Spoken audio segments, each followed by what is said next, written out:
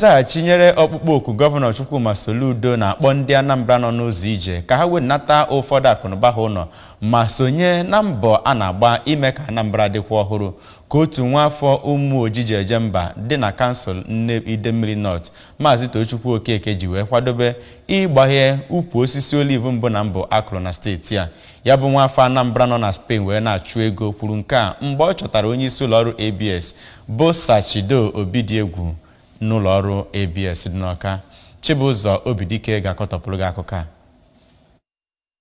A na-alụpụta mmanụ olive bụ nke akpọrọ aha ya Goshen Extra Virgin Olive Oil bụ nke ebu n'obi na ọ bụrụ na alụcha na ọ ga-enye ihe ruru mmadụ 300 ọlụ n'akụkụ obodo ahụ. A na-elekwa anya na ọ ga-ebelata nsogbu mmanụ adịgboroja bụ nke a na-ahụgasị n'ahịa dị iche iche na Anambra steeti. Maazị Okeke bụkwa onye bụ onye na-akọ ọrụ ugbo kwuru na ebumnobi ya ji wepụta ya bụ ebe a na-emepụta mmanụ bụ nke ya mere mgbe gọvanọ Soludo kpochara oku ka ndị Anambra bụ ndị nọ na mba ofesi nata ma wepụta atụmatụ dị iche iche nke a ga-eji weta mmepe tọrọ atọ na Anambra steeti ma kwuo na ya bụ ebe a na-emepụta mmanụ bụ nke ga-amalite ọrụ n'oge na-eteghị aka. Ọ nọziri wee gụpụta ihe dị iche iche ya bụ mmanụ Goshen Extra Virgin Oil ga-alụ na ibelata nsogbu ọrịa mgbagharụ dị iche iche. Mgbe ọ na-anabata ya bụ nwa amadi ka onye isi ụlọ ọrụ ABS bụ Sachido nọrọ kwue ọṅụ ya nwere na ya bụ ụlọ ọrụ bụ nke a na-ewebata na Anambra ma kọwaa ya bụ nwa amadi Maazị Okeke dịka onye ama ama na-emepụta mmanụ bụkpo n'oyoyo ma kwue na nke a bụkwa mpụtara ọchịchị gọvanọ Soludo bụ nke ọ na-agba mbọ ịhụ na Anambra steeti bụ ebe eji ama atụ na ebe ọ metụtara mmepe tọrọ atọ nakwa ịrụpụta ihe na mba Afrịka. Ọ gaziri n'iru wee kwee nkwa na ụlọ ọrụ